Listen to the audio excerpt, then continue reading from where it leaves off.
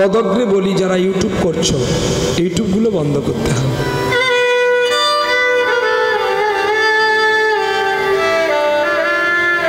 এখন আমি বেশি ইউটিউবের বিরোধিতা করতেছি। আমি জানি তুমি ভালো, কিন্তু তবু আমি করতে দেব না। এর খবর তার কাছে, তার খবর এর কাছে দিয়ে সংগ্রামীর সংঘর্ষ বাড়ানো আমার প্রচার আর দরকার নেই, আর আমার এত কিছু দরকার। আমাকে যারা ভালোবাসে তারা ঠিক ডাকবে, আমি ঠিক আসবো। প্রহ্লাদের এটাই গ্যারেন্টি আছে, প্রহ্লাদ যদি মারা যায় তবু লাশটা কাউরাখালী থেকে ঘুরে যাবে, কিন্তু প্রহ্লাদ কোনোদিন কারোর প্রোগ্রাম মারার করে না। সকালবেলায় তো সবাই মিলে এক কাপ করে চা খেয়েছি আর বিস্কিট খেয়েছি, ভুলবশত বায়না হয়ে গেছে, গান ছেড়েছি ঘাটাল, এসেছি কাউরাখালী, কিচ্ছু খাইনি। তবু মরবো না, বেঁচে থাকবো। আমার কর্তব্য মানুষকে কাছে পৌঁছে যাওয়া।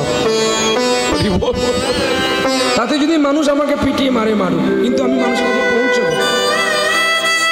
আমার কর্তব্য যে আমার একার সুখের জন্য, দুটো খাবারের জন্য একটা হরিবাসর নষ্ট হয়ে যাবে, এটা আমি চাইব না।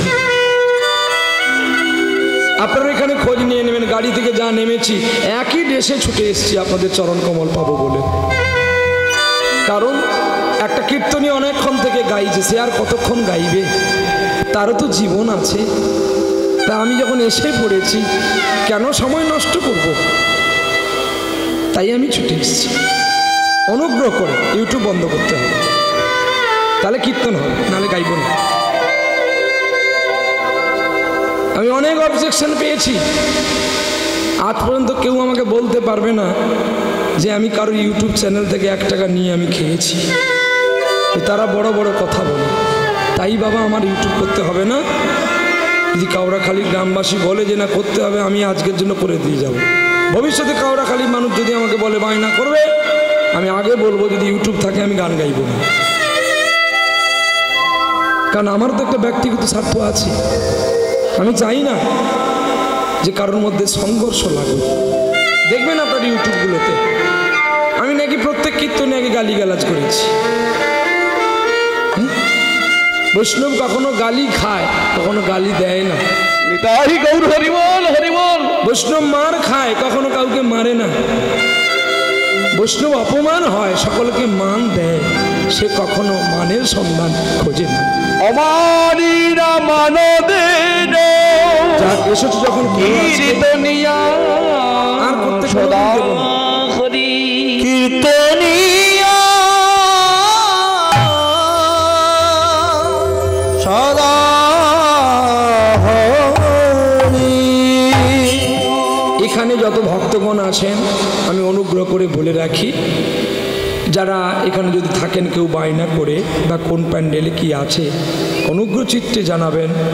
যদি আপনারা ইউটিউব করবেন আমাকে বলবেন। আমার নিজস্ব চ্যানেল গাড়িতেই পড়ে আছে, আমি কমিটির আদেশ ছাড়া জুড়ব না আর করবও না। কমিটি টাকা দিয়ে আমাকে এনেছে, তাহলে কমিটি কি পাবে? কমিটিকেও দিতে হবে তো। এই জন্য আর সামনের সালে যদি বেঁচে থাকি প্রতিটা কমিটিকে আমি 5,000 টাকা করে দিয়ে যাব। কিন্তু আমি ছাড়া আর কেউ ক্যাসেট করবে না। আমি এখানে ভিউ করব, নেট করব, সব কিছু করে দেব। তাতে আমাকে কমিটি ভালোবাসবে। তোমরা তো ক্যাসেট করছো, তোমাদেরকে আরও পয়সা দিতে হচ্ছে। তোমরা কমিটিকে কী দিচ্ছ?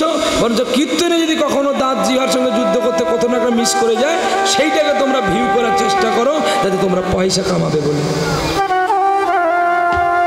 কমিটি বেঁচে থাকলে কীর্তনিয়া বেঁচে থাকবে। কমিটি যদি না থাকে তাহলে কীর্তনিয়া আসবে কি করে? আরে বাবা, তাহলে কীর্তনিয়াকেও ক্ষমতা জানতে হবে যে আমার কমিটিটাকে বাঁচাতে হবে। আমি 5,000 টাকা কম নেব, কমিটি তো ভালো থাকবে।